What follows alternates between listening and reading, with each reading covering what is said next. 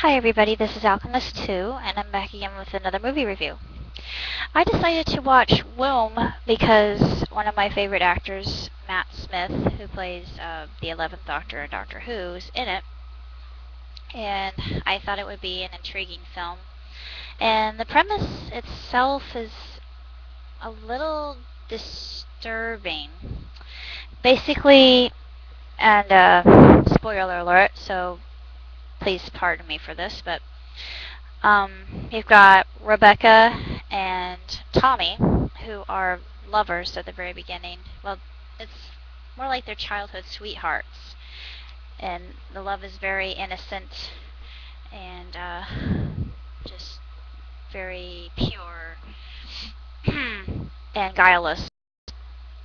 And it's very intriguing and different from any other film I've seen.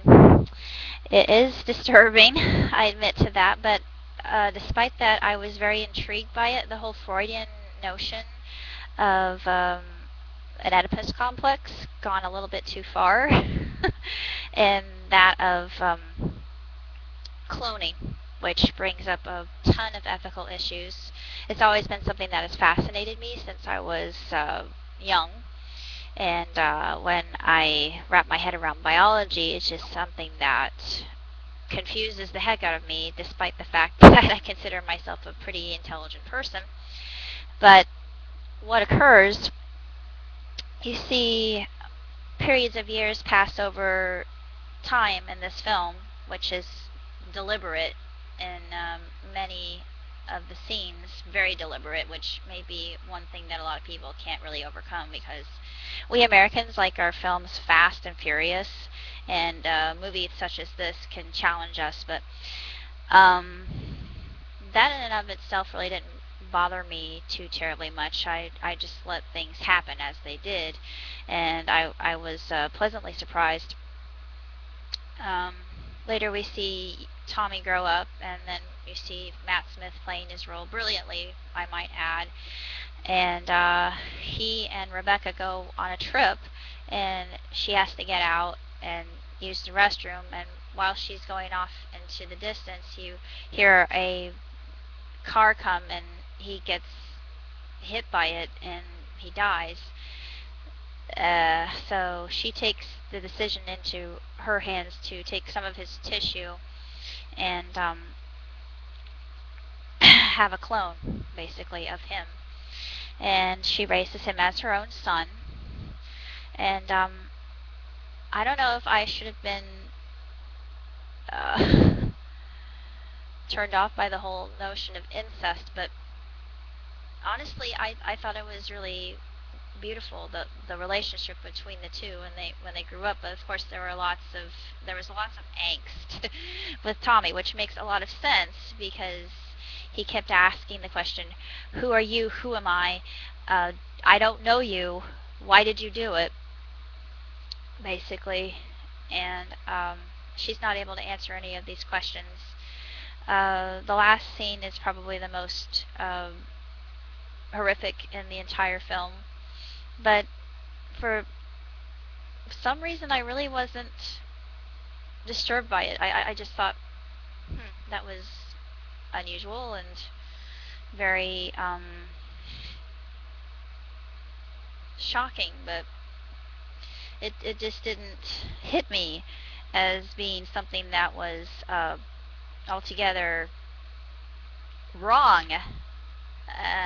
It's just a different way of showing such a relationship, I think. And I I believe that in the past, especially in the Victorian age, there were a lot of relationships that were like that. And there is a video on here on Vsauce that explains that without incest, we wouldn't be here. But of course, we're millions of cousins removed from our original parents, and then there is scientific proof that there supposedly is one woman or one man. Well, this is the Eve theory, which I think is really fascinating. And it goes all the way back to her saying that she was the mother of all things. Of course, this is another one that says there's a man who was, oh, I can't remember what country was it. I think it was Africa, because I believe, but don't quote me, that everybody originated from Africa, according to scientists, which I think is very intriguing. Go back to the main subject of womb. It's a psychologically, how do I say this? Unrelenting film that just makes you think quite a bit. And if you don't care for films like that, then I wouldn't recommend Womb at all. It's slow, very slow, but what happens is very intriguing, and it's mostly done through pictures rather than actual speech. And it just proves that motions, gestures can tell a story just as well as actual words can. And the cinematography is actually really pretty. I'm not sure where they filmed it, but the backgrounds are really stark, and I don't know if you can see my television, but I'm watching it right now. Yeah. And that was one of the funnier scenes. And Rebecca's like, "What are you doing?" She's watching her son, or actually it's her lover, as a young boy, coming back home with a piece of plastic that they found on the beach with a friend of his. And there's a lot of what I would call foreshadowing in the very beginning, because the snail was kept in a little coffin as a sort of little matchbox, and cockroaches. I don't know if anybody noticed that, but I did. There were a lot of things that I caught a hold of seeing it the second time around. And as you know, cockroaches, they are the one thing that survives when everything else is dead. They're the top of the food chain. And I don't know why that had anything to do with anything else, but it was just sort of an unusual element in the movie.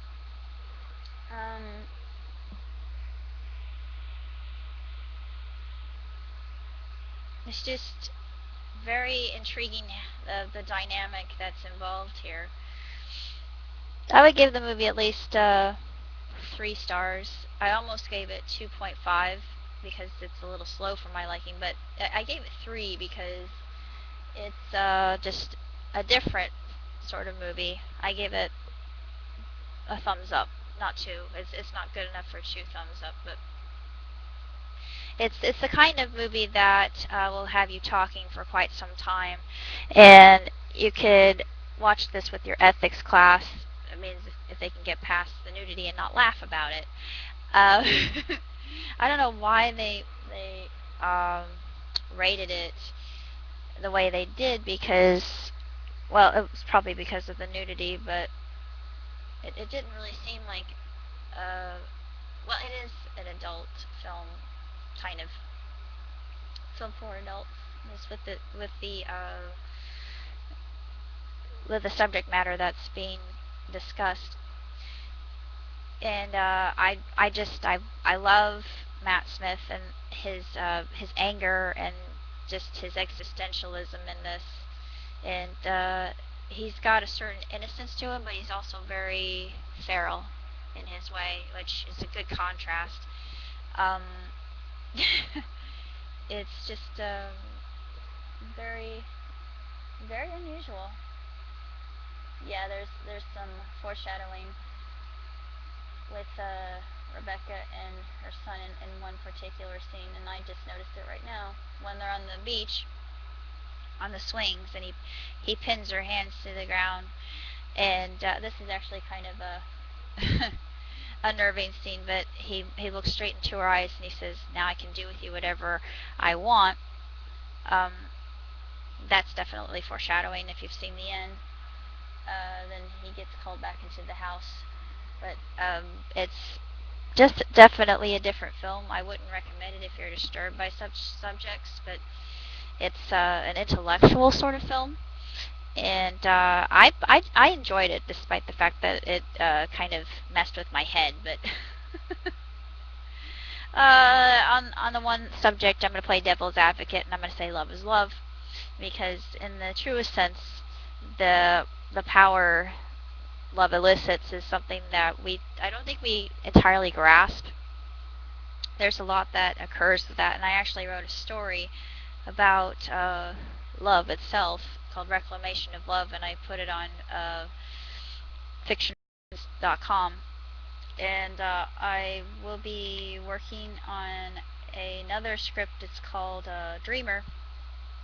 My main character, Malcolm, he's developed a more flexible method of braces for his legs because he was born as a paraplegic, but in his mind he wills himself to be able to walk, and eventually he has no need. When he becomes older, he develops his muscles to the point where he no longer needs the braces to assist him in his walking. And I've never seen this done in a film before, but I would like to see it done in this, and I would love people to see this. And I think that the idea that Malcolm incorporates could be used as an actual item, a device later on in our history, maybe, I hope. Ugh. I'm more of a design. I don't understand the inner workings of an object. It always fascinated me. It always intrigued me. It held my interest. It kept me guessing and thinking, well, how does this cog fit into this other widget, and how do they work against each other to make this turn and make that move?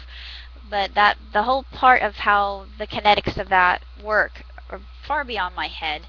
I just work on the design, and the design itself makes more sense to me because I'm an artist. But this will be something that I think will change lives. Maybe I'm hoping.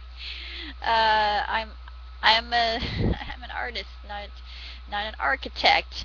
I'm not a machinist or an engineer. The engineering part is just so far beyond my kin and my comprehension. But you'll see my script later on. I'm currently writing it, and then I'm writing a ghetto version of Robin Hood, basically called Robin the Hood. And my main character's female, so I hope that doesn't ruffle the feathers of some purists, because I'm kind of a hypocrite in that sense.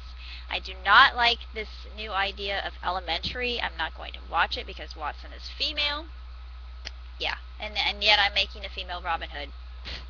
I'll never understand myself, but oh well.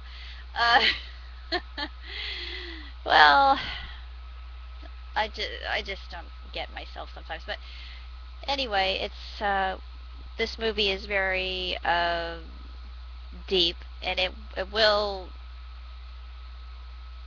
kind of make you wonder about the future. And I think that this has already happened. We've seen this with the surrogates.